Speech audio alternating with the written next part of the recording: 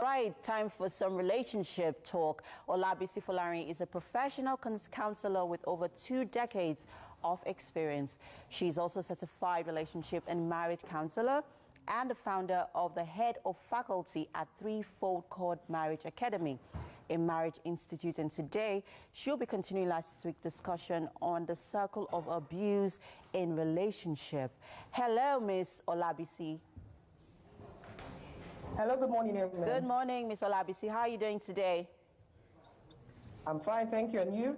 I'm very well, thank you very much. Okay, so last week we talked about the circle of abuse in relationship, how to recognize it, how do you identify it, what are the signs? Can you quickly run through that for us, quickly? Okay, yeah, I said there's a tension building stage. Yes. Okay, where the abuser just starts to fly off the handle over little or unnecessary things. Okay. They get verbal. They're just unnecessarily touchy and, begin to make the other person feel insecure about themselves. Okay. And at this stage, it really look like there's anything much wrong with it, especially for somebody who grew up in an environment where abuse has been normalized. But then it goes to the next stage, which is the explosion stage. And that's where the real abuse starts. Yes. Okay. So from the tension building, it gets to the explosion stage where the abuser can't really contain their pretense anymore. Okay. So that's where the physical abuse starts. They begin to forcefully have sex with their partners, either married or unmarried. They begin to wield force. If the woman is not financially empowered and the man is the abuser, he withdraws funds from her. So at this stage, the woman is, is scared. She's still trying to negotiate. Okay, I'm sorry, or could that be the problem? Until it degenerates to the last stage, which is the honeymoon phase. It's called the honeymoon phase. Okay, now, so phase, because go ahead, because please. The abused person is trying to understand and negotiate. They begin to want to maybe threaten to leave, and then at that point, the abuser begins to try and behave. They try to put up a show of change. If the abused person says, no, we must go for counseling, they somewhat want to agree. Sometimes they go, sometimes they don't. They apologize, they get gifts, they try to make up.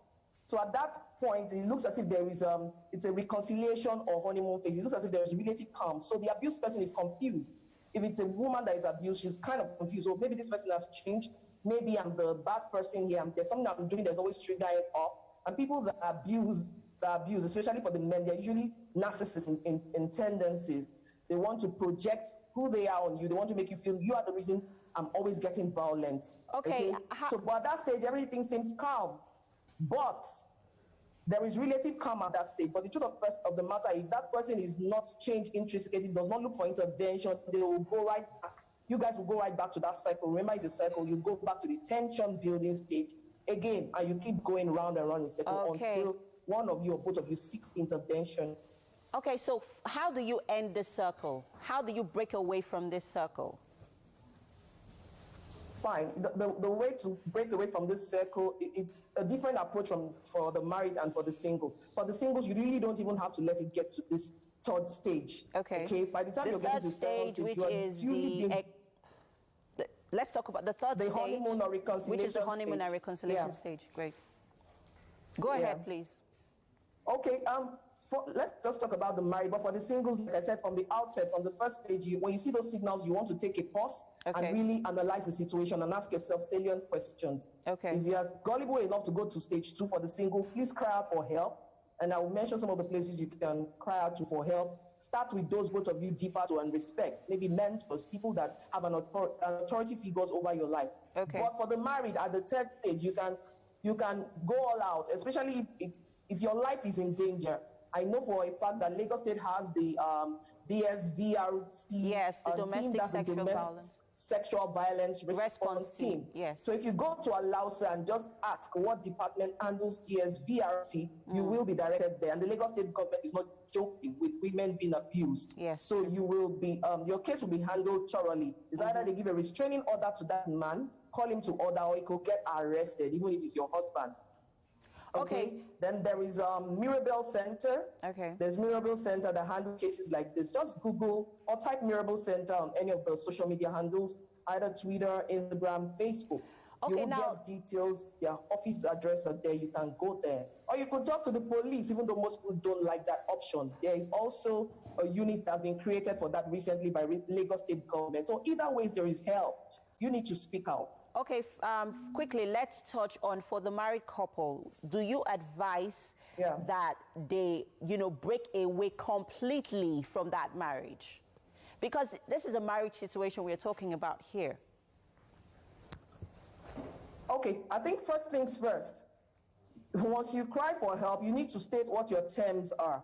Okay. You need to negotiate the safety of your life. You could say for one, because at that stage, the person is actually begging and showing remorse. But you've seen that cycle play out 1, 2, 3 times. So at this point, you want to say, you know what, the only time I'm coming back, I advise separation if your life is in danger.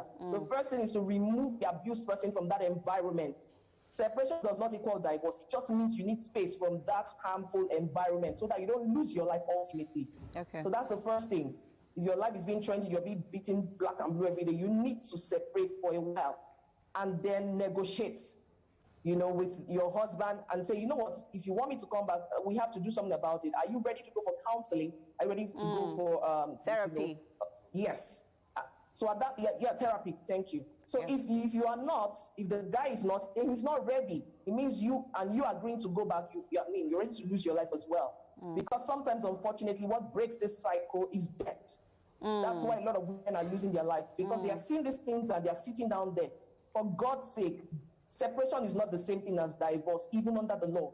It just means space. It just means abroad, space. they give a restraining order to that man. Yeah, they give a restraining order to that man. He mustn't come some particular meters around where you stay. Yeah. They watch out to see if there's a change. They can even separate him from his kids. Thank you so very much. So until he shows a reasonable amount of behavior, he's not coming back. So there's a lot to do.